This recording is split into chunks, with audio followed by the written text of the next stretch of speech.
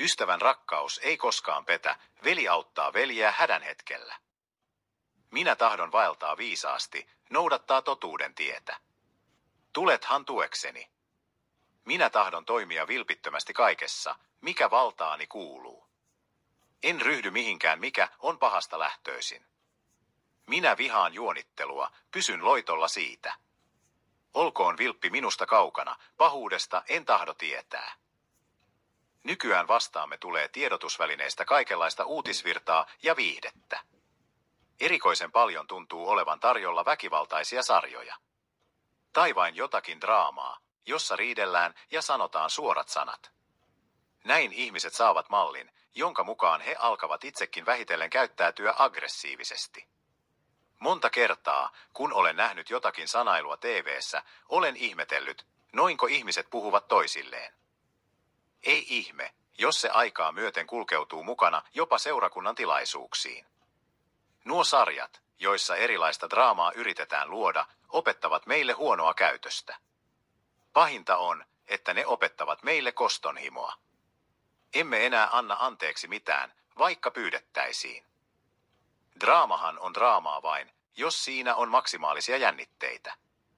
Niitä syntyy sitten ihmissuhteisiimme, jos opimme niitä alitajuisesti matkimaan.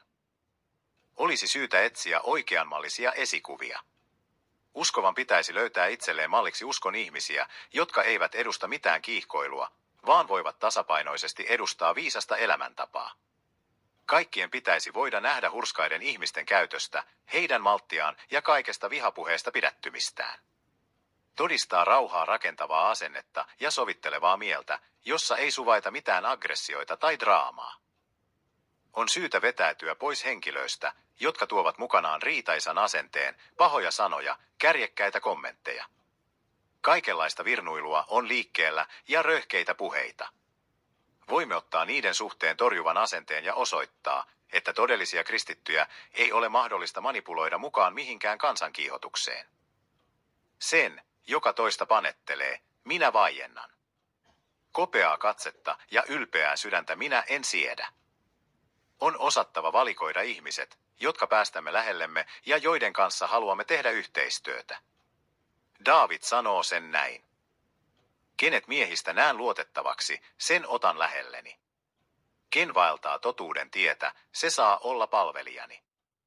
Minun luonani ei ole sijaa sille, joka toista pettää. Ken puhuu valheita, se pysyköön poissa silmistäni. Meidän tulisi oppia toteuttamaan samaa seulontaa. Mutta kaikenlaisen valehtelun ja tahallisen väärinymmärtämisen keskellä on joskus vaikeaa seuloa esiin mitään vilpittömyyttä.